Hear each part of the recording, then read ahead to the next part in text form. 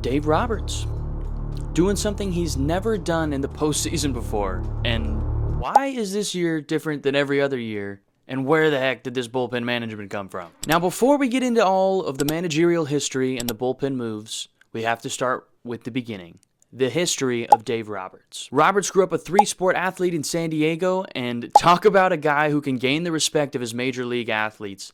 He turned down interest from other sports to walk on as an outfielder at UCLA and made the Bruin baseball team. Even as a walk-on, Roberts played well enough to get drafted after his junior year, but declined to stay at UCLA and become the captain of the Bruins for the 1994 season, a year in which he broke a UCLA baseball record that he still holds to this day, and if you can guess it, I'll give you major props. A hint, the 2004 World Series. Anyways, Roberts passed on the 1993 draft, which turned out to be a wise decision because the year later got drafted a handful of rounds higher by the Detroit Tigers. Funny enough though, Dave Roberts was destined to end up in Cleveland because while in the minor leagues with the Tigers in 1998, he was traded back to the then Cleveland Indians. Roberts made his major league debut with Cleveland and ended up playing for 6 major league franchises at the big league level and even helped the Red Sox win the 2004 World Series with a clutch stolen base. So, if you guessed a stolen base record for Dave Roberts at UCLA, clap it up for yourself. Roberts holds the record for most stolen bases in any Bruin in career history with 109 over the course of his 4 years, and he holds the single-season stolen base record with 45 in a single season. Dave Roberts is a UCLA legend and was inducted into the Hall of Fame for the school in 2020, but for his playing career, he wrapped it up in the Bay Area with the San Francisco Giants where he'd play his final season in 2008. But it wasn't too long after that where his career trajectory took another turn. In between his playing and coaching career, Roberts picked up work as a studio analyst and commentator with the Boston Red Sox. Roberts started off as just the first base coach, but by 2015 he had built trust and worked his way up into a position to have a chance as the interim manager for a game at the very end of the 2015 season with the Padres. But luckily for Dodger fans, Dave Roberts had some changes of his own in mind. Took the head coaching job with the Los Angeles Dodgers in 2015 to become their 32nd head coach in franchise history. The veteran manager is coming up on 10 years with the Dodgers, almost a full decade, and over his entire tenure with the team has been criticized for almost anything you can think of, as all managers do, but consistently has been bombarded about his bullpen management. Specifically in the playoffs, and even in the months leading up to the playoffs, with taxing the bullpen before the biggest games of the year. Between 9 seasons of 90-plus wins minus COVID, 4 National League pennants, and 1 World Series win, that is not enough winning for Dodger fans to accept Dave Roberts as their guy, apparently. And, at first, looking at the numbers, that might be an over-exaggeration, but when you look at the roster of talent that this team has been able to provide for this head coach year in and year out over his span, you might understand. So now finally, let's break down some of the most criticized bullpen moves Dave Roberts has ever made in postseason history. Starting off with number 1,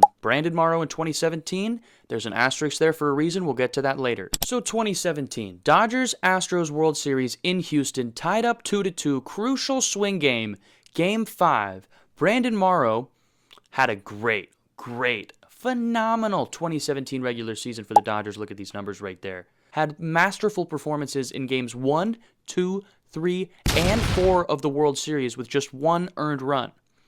And of course, Game 5 rolls around. Who are the Dodgers going to turn to? Probably someone else. Morrow's thrown 4 games in a row. But reportedly, Morrow tells Dave Roberts he's fine. And guess who's rolling out there? Brandon Morrow. And unfortunately for Dodger fans, Morrow entered and exited in the 6th inning, gets cracked for 4 runs before he can even get a single out. But, hey, there is an asterisk here for a reason.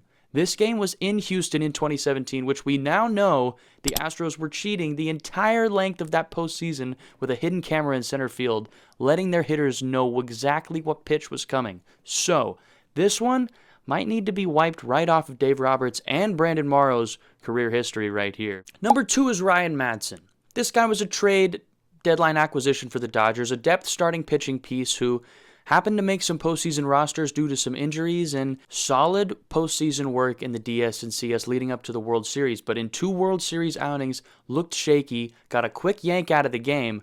But what does Dave Roberts do? He trusts him because Dave Roberts is a player's coach. But unfortunately, in this scenario, a lot of Dodger fans didn't really agree with that decision Here's what happened to Madsen when he came in.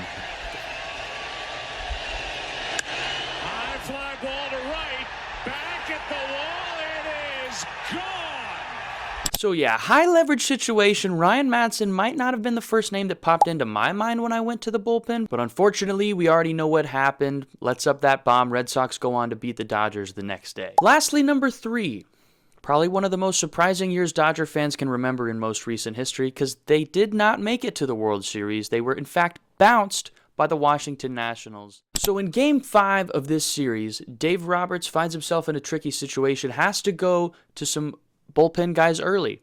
Has a lot of guys he can trust. He rolls Joe Kelly out there. Joe Kelly has had a phenomenal year for the Dodgers. This was his first stint with Los Angeles, and had shown great life as a one-inning reliever.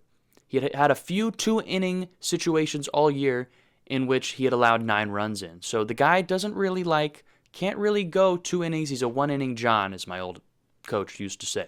So, of course, what does Dave Roberts do? He trusts his guys. He's a player coach. He trusts his guys.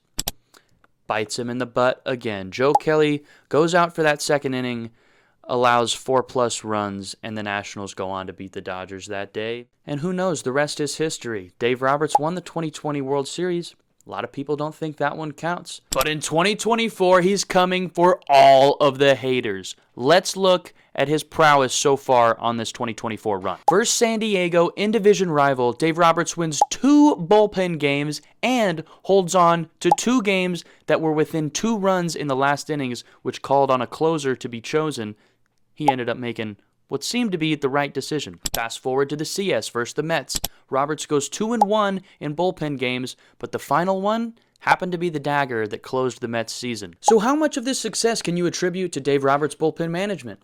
How much credit is deserved of these guys in the bullpen who are showing up day in and day out, going out there getting their jobs done? Well, that's where I come in. These numbers right here represent, on average, how many pitchers per game Dave Roberts used every year leading up to 2024. And now, you see, the one outlier is 2020, a World Series year in which the Dodgers averaged over 5 pitchers per game.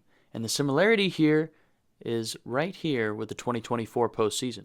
So taking a look on the past few series with math done by yours truly, against San Diego in 5 games, the Dodgers used a total of 29 pitchers. That averages out to about 5.8 pitchers per game. In 6 games with the Mets, where the Dodgers' wins were mostly blowouts, Roberts still managed to use 27 arms, which averages out to 4.5 arms per game, riding along with that season average in 2024. And if you're looking at the entire postseason combined, Dave Roberts is currently using 5.1 pitchers per game, over 5 arms, very similar and close to those numbers back in 2020, a year where they climbed the mountain to the World Series. This made me think about the Dodger bullpen back in 2020, which was totally dominated by Kenley Jansen, Brusdar Graterol, Blake Trinan, Dylan Floro, and lefties like Gonzalez and Jake McGee.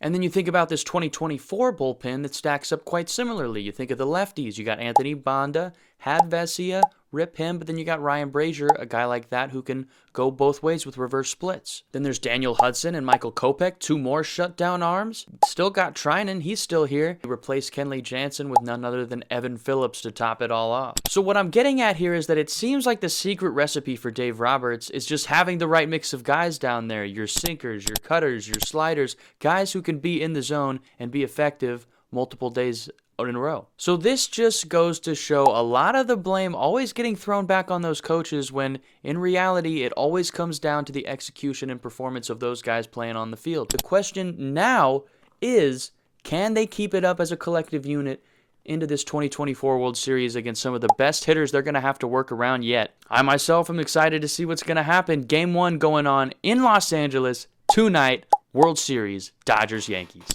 Let's go.